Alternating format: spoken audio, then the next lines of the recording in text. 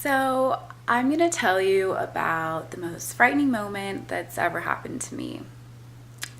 I probably had my license for about 6 months, and me and my boyfriend at the time decided, let's skip school and let's go snowboarding.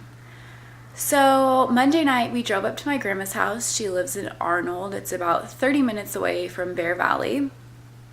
And so we slept there, and Tuesday morning we woke up and Jake was going to drive because he had driven there before and he was used to the roads, and I had never driven on a windy road in my life. And he was tired and he didn't want to drive, so I was like, fine, I'll drive, because I really wanted to go snowboarding.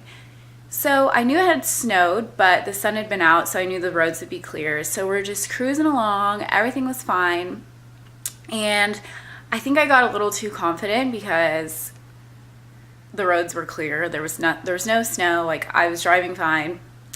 And we're coming around a corner. It's probably 3 miles out from Bear Valley. And we hit a patch of black ice. And I had no idea how to handle this situation. I was an unexperienced driver. So I did the worst thing you could do.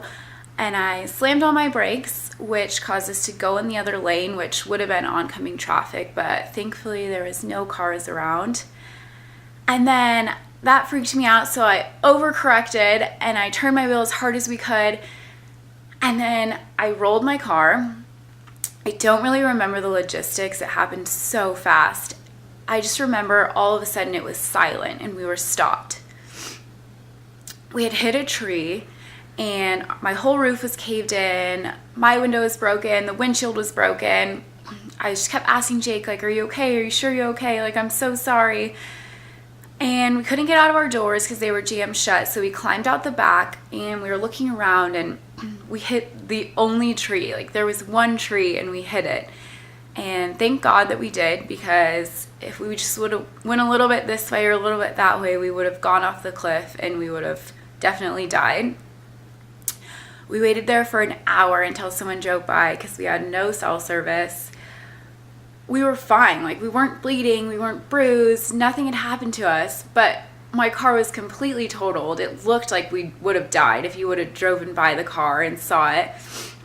So these people finally picked us up and they took us to the CHP, and he was so nice, and he just kept saying, like, it could have happened to anyone, because I'm like hysterical and crying and shaking.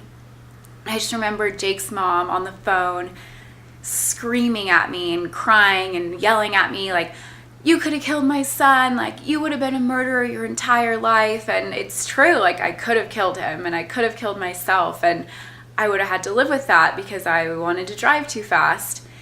Now I drive like a grandma.